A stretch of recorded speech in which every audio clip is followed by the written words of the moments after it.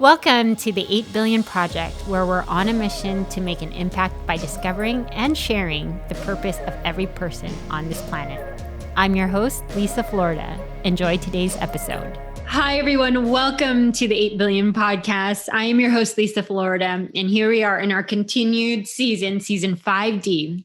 My special guest is a holistic reproductive health coach and spiritual intuitive, meeting at the intersection of spirit and science. Welcome, Tere Marie Martini, to the 8 Billion Podcast. How are you doing? I'm well, Liza. Thank you for having me. Oh, no. It is such a pleasure to have you. I've been so blessed to have such incredible guests for this season.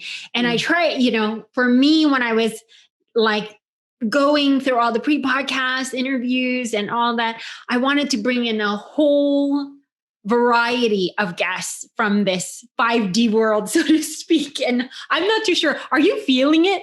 Like the big shifts that are happening right now? Oh, it has been a wild ride. 2022 is really a time for change. Yeah. It's huge, isn't it? Yeah. And I was just going to say, we're only, because we went into the new astrological calendar, we're just literally scratching the surface of it. Right. Yeah. We have the new moon tomorrow season, the new astro year. I'm so excited. Such a powerful time. And I think it's so timely that we are having this discussion during that time. I know that this is going to air, or this is going to be released a little bit later, but just for reference point to any of the audience that's tuning into this episode, we are recording on the eve of the Aries full moon. Yeah. Yeah. Right before April 1st. Yeah. It's not going to be too far off in release, but I just wanted to give the audience a point of reference as to when this is all happening. And Tree happens to really, her expertise happens to do with moon cycles, right? Yeah, definitely. So my work centers around the female cycle, which is so related to the lunar cycle. So this is a wonderful time. This is a beautiful time for fresh starts and setting intentions and putting new, fresh energy out into the universe. So this is quite a special conversation today. It sure is. And then when I read Tree's bio, when she first reached out, I was like, oh, I'm so sensitive to moon cycles. I was like, I have to have her on, because I at least know that if I am, many women are, and if they are not conscious of it, they are being affected probably by the moon cycles. Yeah, absolutely. Could you tell the audience, or, let us know, how did you get into this practice? Yeah, so I suppose, it's twofold. I was always fascinated with the menstrual cycle. As strange as it may be, I couldn't wait when I was a young person. I couldn't wait to get my first period. And, it was a very positive experience in my household. There was no shame. There was no secrecy around it. And I just really looked forward to stepping into that new phase, from being to being more of a felt like my calling. And likewise, this connection with the moon, connection with the lunar cycle, with the earth cycles, with the seasons has just always been a part of me. Funny story, in my day job, I'm an organic farmer. My husband and I have a 30-acre organic farm. So my whole life really revolves around seasons and cycles. And I just feel that sometimes we just live into our purpose. And this was my purpose. Maybe it started as a young person being interested in the female cycle, and just turned into this. We really can optimize our lives when we lean into these biological callings, or the callings of the season, rather than separate ourselves from them. I feel we quite often in modern society, we're always looking for the workaround to, let's take the circadian rhythm, for example, right? So when we wake with the sun and go to bed a little bit after sunset, our hormones are more regulated. We're able to get that full term of sleep. But when we are technology is wonderful, but when we're putting all these technological advances in place, we get so disconnected from that natural cycle, and we see more disruptions in the hormones. We see people having bouts of insomnia or difficulty falling asleep at night. So I just think being in tune with a cycle, whether it's your cycle, the lunar cycle, this daily cycle, it really anchors us into this part of divinity that's hard to touch down into in the mundane. Yeah. No, absolutely. Sometimes technology has been something so revolutionary for us, but it can also be to our demise if we don't have it in moderation, so to speak. Then when you get into the larger cities like myself, I'm from Orange County, which is just south of Los Angeles, but we're still California in and of itself is a densely populated state. Yeah. And one thing that I was noticing as I was having, my big spiritual awakening starting about 3 years ago was that coming this far, I'm also understanding that sometimes a lot of that blockage just happens to be with all the energies we're intertwining with. And then on top, you layer technology, right? There's no true connection to the world and the universe. Yeah. But a big part of my healing came when, fortunately, I know people don't want to hear this, but my big or don't want to hear that. What triggered it was, for me, the big, COVID and the shutdown allowed us all to kind of stay inside and really deal with a lot of the things that we probably weren't dealing with because everything was so busy. Yeah. And so I spent so much time in nature. And now, Tree, I can't imagine myself outside. I can barely stay inside 4 walls inside the house. I have to always be out. Even in between podcasts, I'll walk around out in my neighborhood because I just have to feel that grounding or that connection to nature. Yeah, absolutely. It's so healing. And it's just what we're meant to do. At the base of things, we are part of that divinity, that perfection that exists in nature, right? Like, it's quite amazing when you think about it, just how the ecosystem all interacts and works together, right? All of the elements come together. In California, fire is a big part of the ecosystem. Fire, water, earth, air, all of the things need to come together as one, right? So when we can go outside and ground ourselves and really connect to all of those elements, I feel like it just helps us show up for life in such a more well-rounded way, Right. And you mentioned too, because typically I'll always ask, especially in an interview, what was their history of coming to this place and point in their time of awakening or being of service to others. It seemed as if from a young age, though, you had already had such a deep connection to nature and the earth. Yeah. Yeah, I was always the kid that was outside in my ballerina tutu, playing in the mud and the mud puddles with my pink tutu on at the same time. So it's just always been a part of me. I think my family kept me outside a lot. That was a big part of our experience as kids, just to be out in nature and hiking and camping and doing all of those things. So it's just a part of me. And it's funny how it comes full circle.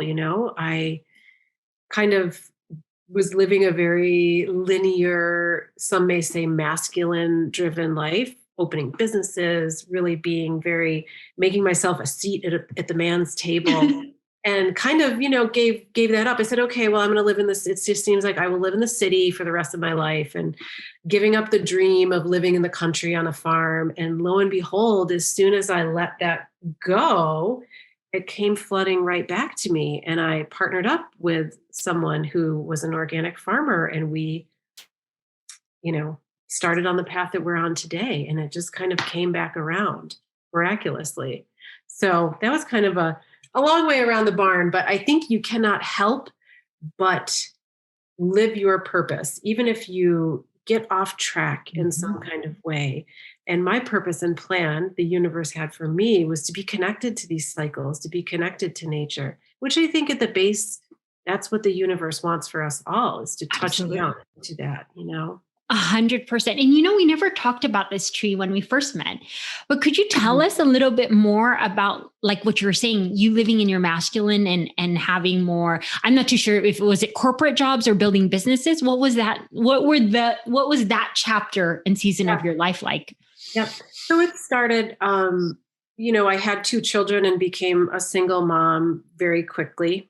And I think that kind of needing to provide and show up and, do all the things for my family, for my children after a divorce really kind of thrust me into that very linear masculine way of thinking. Like I need to put the emotions away, put my boots on, go to work.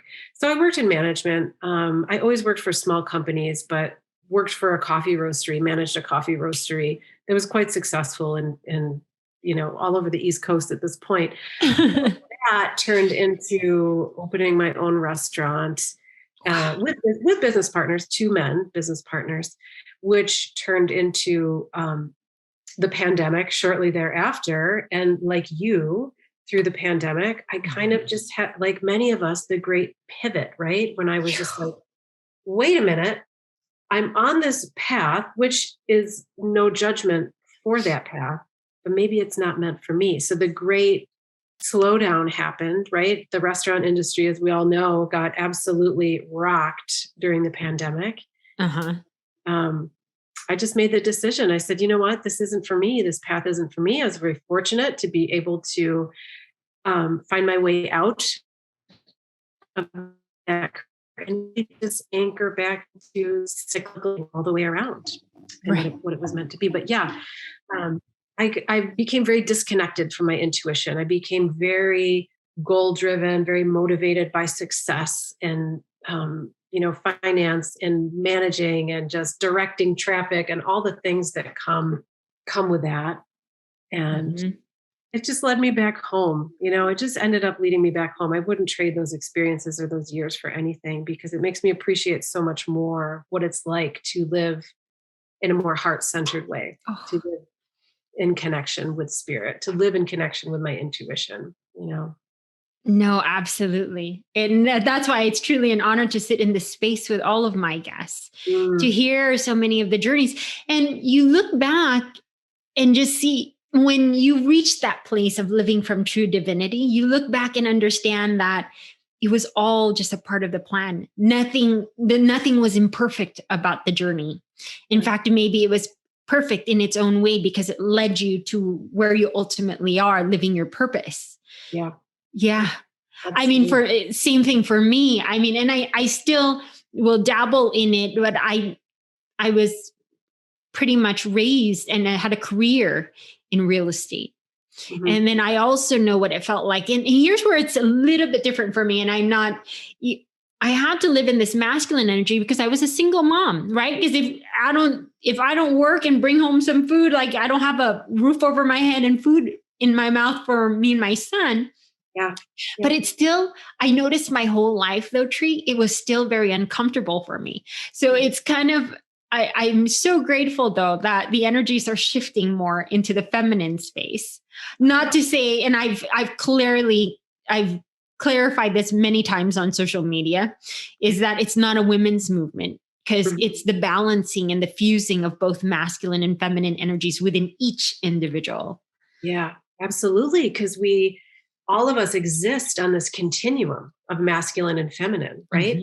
So, and it's not obviously not gender specific, but it is just within all of us. And the pendulum shifts from time to time because I'll tell you what, if I was in my absolute 100% feminine all the time, well, I wouldn't get much done. I would be floating and moving through life, like just enjoying all these sensual experiences and taking my time and soaking it all in. And if I was in my masculine all the time, well, I'd be like a straight shot arrow. I wouldn't be able to stop and enjoy the beautiful things in life. So I think being able to move that slider between on the continuum is, like you said, that's where it's at. It's about balance, right? And knowing when we need to draw on one of those energies a little bit more than the other.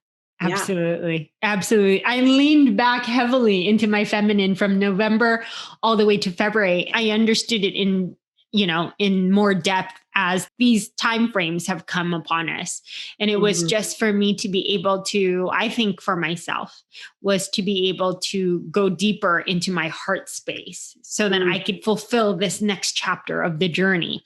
But now we're moving into this and I'm like, oh my gosh, I have to get this all, set up. And that's the beauty of life, is really like what you're saying. Being able to pull from both of those energies when we need it. And that's where we are today, Yeah.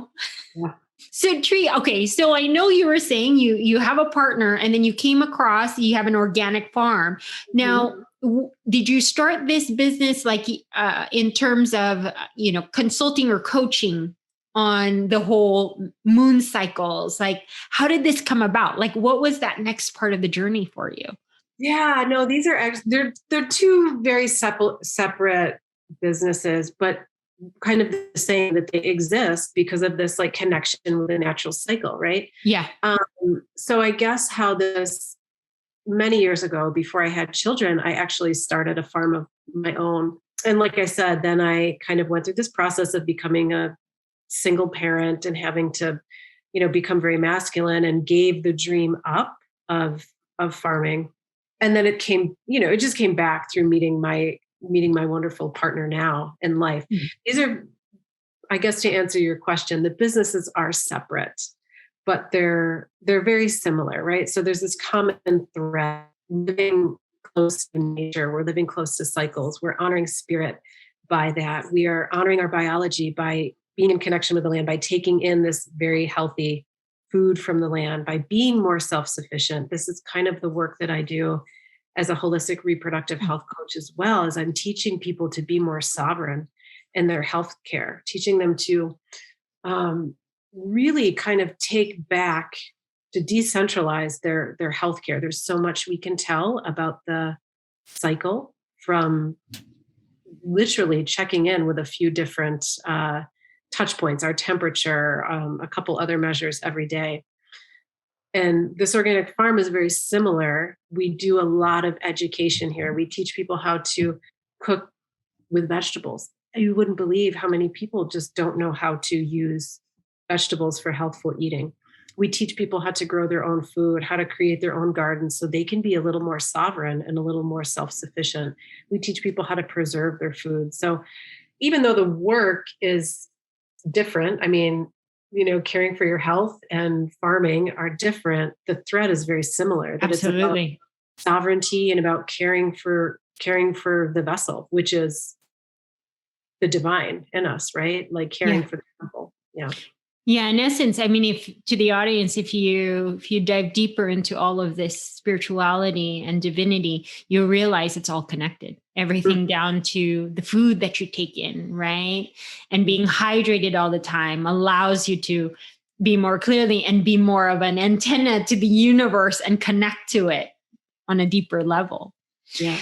Now, Tree, could you give me an example of kind of what are a few things, or an example if someone wanted to use your services, what and how you coach? Yeah.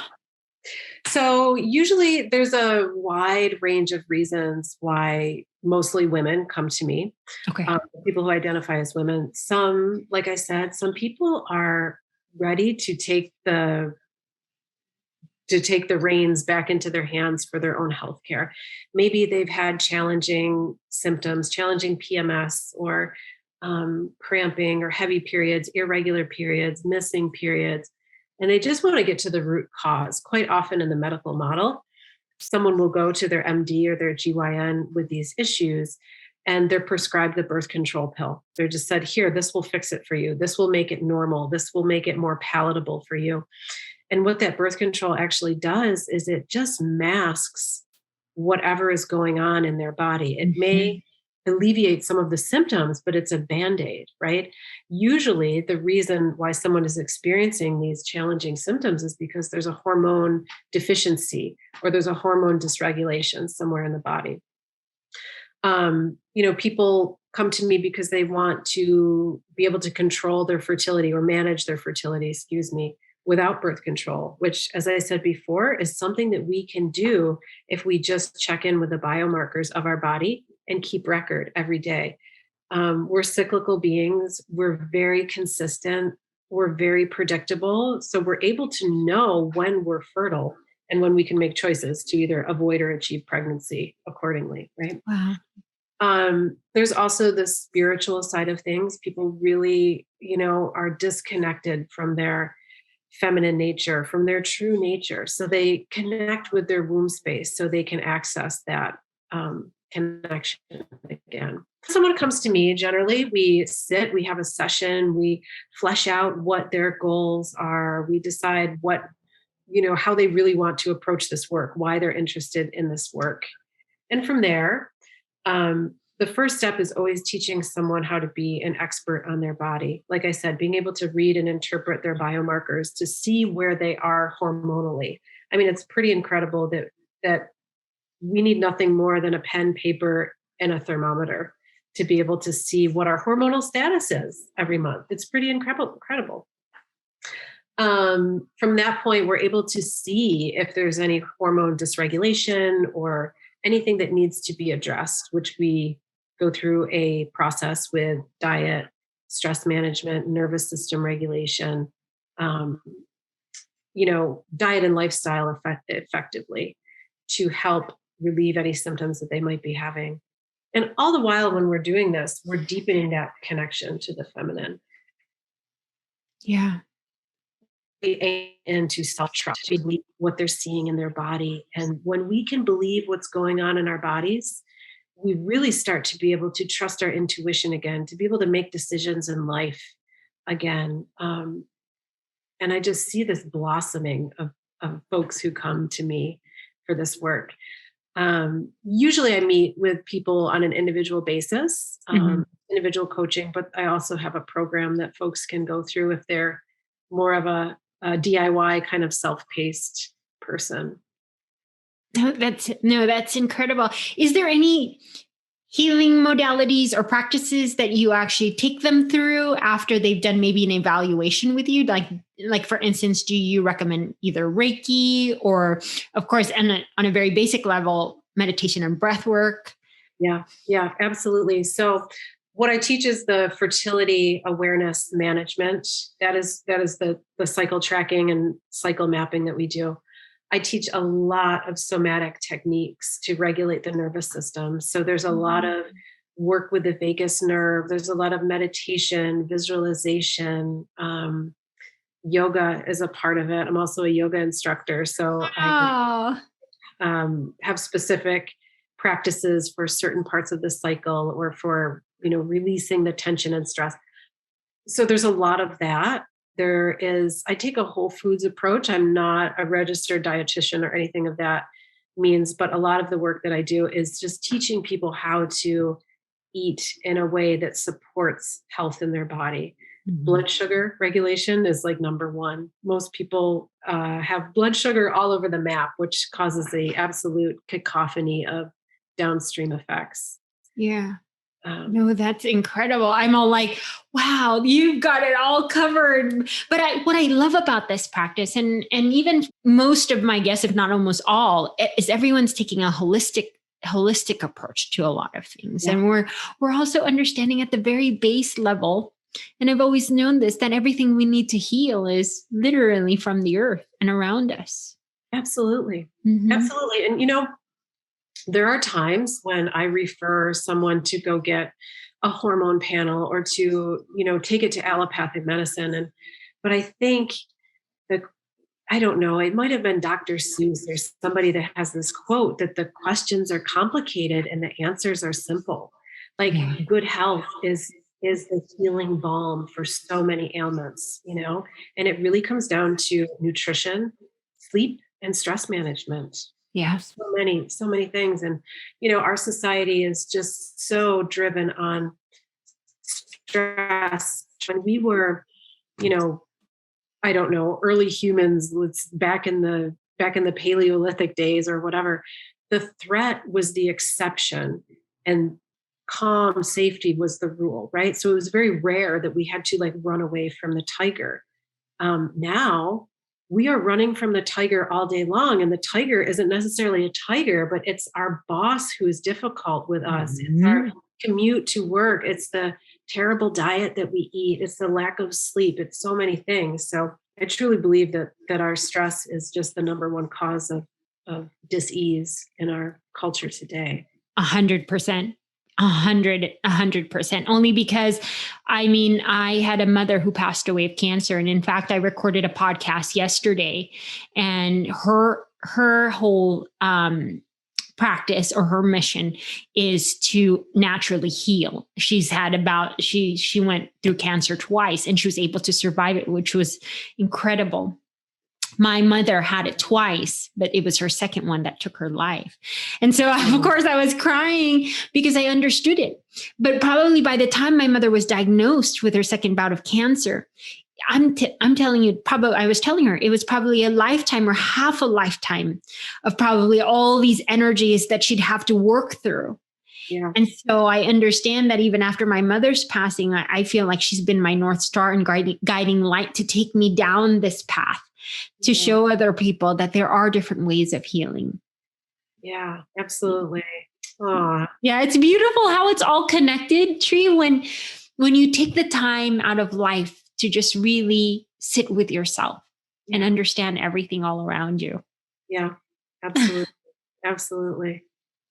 Well, Tree, let me ask you this, and sometimes I'll ask this on and off, but this podcast is called 8 Billion. And of course, its mission is to lead with love, because we're all, as you know, one, right? Unity consciousness.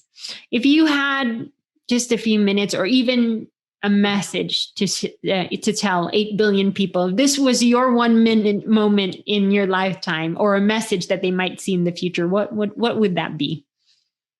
I think my message would be to always be able to touch down into the thing that lights you up, because the world can get so dark sometimes, but there is always a thing that can light you up. And we just need to fan the flame a little bit from time to time to really brighten that light. I love that.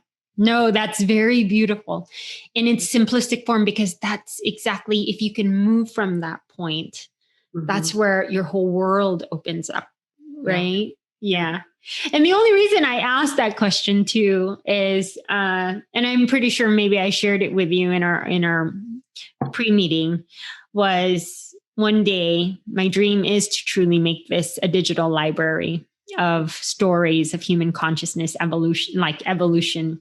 So it's almost taking those little bits of all their messages and then shooting it out, into the world. So I want to thank you so much for being a part of this. If anyone in the audience is interested in your services, what would be the best way to contact you?